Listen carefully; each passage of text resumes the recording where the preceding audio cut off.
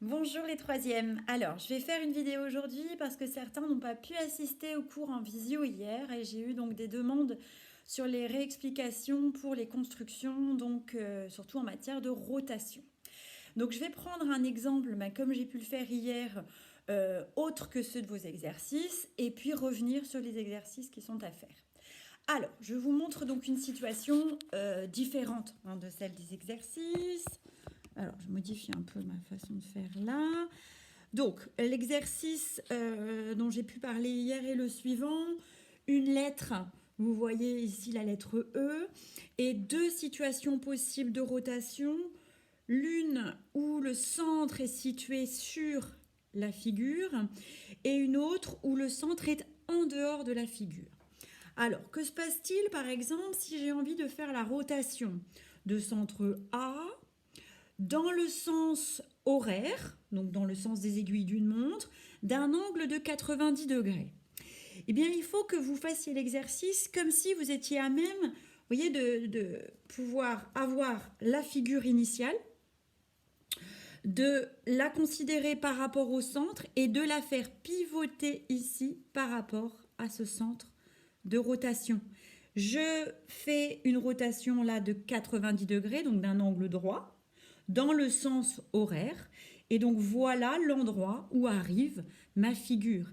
Mais vous voyez ici que mon point A, je ne l'ai pas dessiné ailleurs, il est solidaire à mon point E au départ et donc il sera toujours solidaire au point E à la fin. Donc voilà ce que vous auriez dû dessiner par exemple si j'avais demandé de faire la rotation de centre A dans 90 dans le sens des aiguilles d'une montre. D'accord? Donc il faut vraiment visualiser, vous, en votre intérieur, cette rotation autour de A. D'accord? Donc, vous voyez là aussi que ma lettre n'a pas été modifiée en termes de taille. Elle n'a ni agrandi, ni diminué. Je ne l'ai pas non plus retournée. Elle a juste pivoté. Mais les angles droits restent les angles droits et l'orientation est toujours la même. Et mon point A, lui, est toujours en bas, ici, de mon E. Hein, si je tourne la tête, je vois que mon A est toujours aussi situé en bas de mon E. Autre possibilité de question, cette fois-ci, c'est ce qui est le plus compliqué qu'on va vous demander dans les rotations, c'est quand le centre est en dehors de la figure. Donc là, vous voyez ici, le point B est à l'extérieur. Alors, on va faire exactement de la même manière.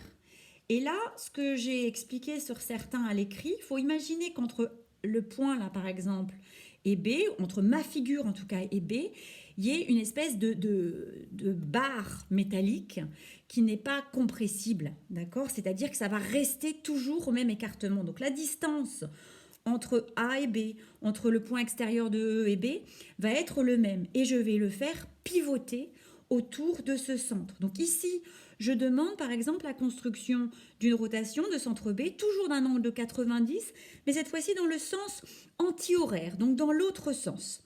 Donc que va-t-il se passer?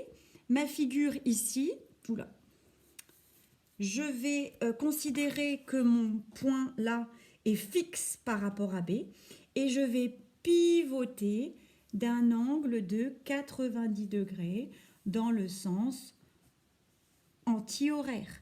J'arrive donc ici. Comment je peux en être sûre? Si je suis capable de tracer ici ce segment-là et ce segment-là ont la même dimension, ils sont d'un même écartement, donc on a fait une rotation donc d'un rayon qui est fixe. L'angle ici interne fait bien 90 degrés et il est bien dans le sens anti-horaire. Si je suis capable maintenant de tracer d'autres segments, par exemple je vais tracer ce segment AB là, eh bien si je mesure ici l'écartement entre B et le point qui représente exactement la même position dans la lettre E, ils auront la même dimension, un écartement d'un angle de 90 degrés dans le sens anti-horaire. Donc concrètement, comment vous pouvez faire? Vous choisissez un point quelconque de la lettre E qui pour vous paraît être le début de la façon de la dessiner. Donc là, moi j'ai choisi un autre point que le point A, par exemple. Je relie AB, ça me forme un segment. Ce segment-là je vais l'écarter de 90 degrés. Pourquoi? Parce qu'on me demande 90 degrés dans le sens anti-horaire. Et je vais remesurer la dimension sur cet écartement-là, de façon à ce que ce soit exactement le même. Ça me donne l'origine de ma figure. Ici, vous voyez, c'est le point externe en bas à gauche de mon E. Donc là, regardez ici, dans la figure que j'ai basculée en bas, c'est bien le point externe en bas à gauche de mon E. Et à partir de là, je peux redessiner à l'identique ma lettre. Ou je fais un déplacement point par point, mais c'est quand même plus fastidieux. Donc là, voilà un exemple autre que ceux de vos exercices. Alors, je vais vous aider par rapport aux exercices qui étaient à faire. Vous aviez à faire, par exemple, celui-ci. Ça va être exactement le même principe. On a ici un marteau pour lequel est pointé un point sur la figure et un point en dehors de la figure. Et on vous demande une rotation, cette fois-ci pour les deux cas dans le sens des aiguilles d'une montre, l'une de 90 degrés par rapport à A et la deuxième de 90 degrés par rapport à B. On va faire exactement pareil. Il va falloir que vous imaginiez que votre marteau, là, donc je vais placer ma figure que j'ai construite à part, il faut imaginer que le marteau va pivoter autour de A, d'un angle de 90 degrés. Tac. Donc j'arrive là. Bon, c'est pas très facile là, avec mon... la caméra. Donc, regardez, mon marteau ne s'est pas incliné autrement. C'est-à-dire que le bas ici de mon marteau s'est affaissé de 90 degrés vers le bas, au même titre que la pointe ici de mon marteau a tourné et se retrouve ici en haut. Mon marteau s'est couché, mais vous voyez que le point A, qui était le bord, on va dire droit, arrière de mon marteau, reste toujours le bord droit, arrière de mon marteau, là. Je ne vais pas le mettre ici, je ne déplace pas, je ne fais pas coïncider le point ici intérieur avec le point extérieur. C'est l'extérieur avec l'extérieur. Il a juste pivoté de 90 degrés. Donc voilà l'endroit où vous auriez dû me dessiner pour l'exercice. Ok, je passe à l'autre situation. L'autre situation, au même titre que je vous l'ai fait avec le E tout à l'heure, cette fois-ci, le B est à l'extérieur. J'ai eu beaucoup d'élèves qui m'ont dessiné ça. Donc voilà ce que j'ai eu sur les copies. Qu'est-ce que je vous ai répondu? Je vous ai dit que là, ici, le marteau au début n'avait aucun lien avec le point B. Donc à l'arrivée, il ne va toujours avoir aucun lien. Imaginez ici que vous ayez une barre métallique entre A et B et que vous fassiez pivoter votre marteau, d'accord, ici dans le sens des aiguilles d'une montre. Oui, donc c'est pour ça, il y en a qui me l'ont fait là, pardon. Mais ça revient au même.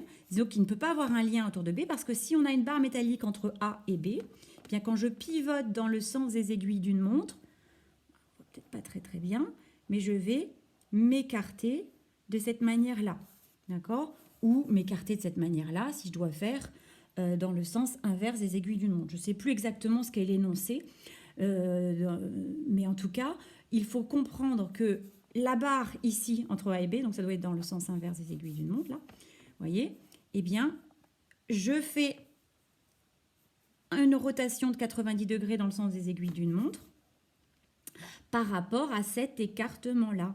Et donc, je tourne de 90 degrés, donc j'arrive ici. D'accord? Mon point A extérieur devient mon point A' extérieur là. Mon point A intérieur devient le point ici, etc. etc. Mon marteau a bien basculé, mais en respectant ici cette rotation autour de mon centre B. Mais en aucun cas, il n'est situé plus haut. Pourquoi? Parce que le marteau était espacé de B au début, donc il va rester espacé à la fin. Donc voilà pour l'un des exercices qui était à faire. Le deuxième, je vais le faire un peu au pied levé en même temps que vous. Voilà ce qu'était la situation. Vous aviez un triangle ABC, qui était bien là. Moi, je ne l'ai pas fait à la règle, je l'ai fait assez sommairement avec les traits de carreau. On vous demandait une rotation de 90 dans le sens anti-horaire autour de A et autour de B.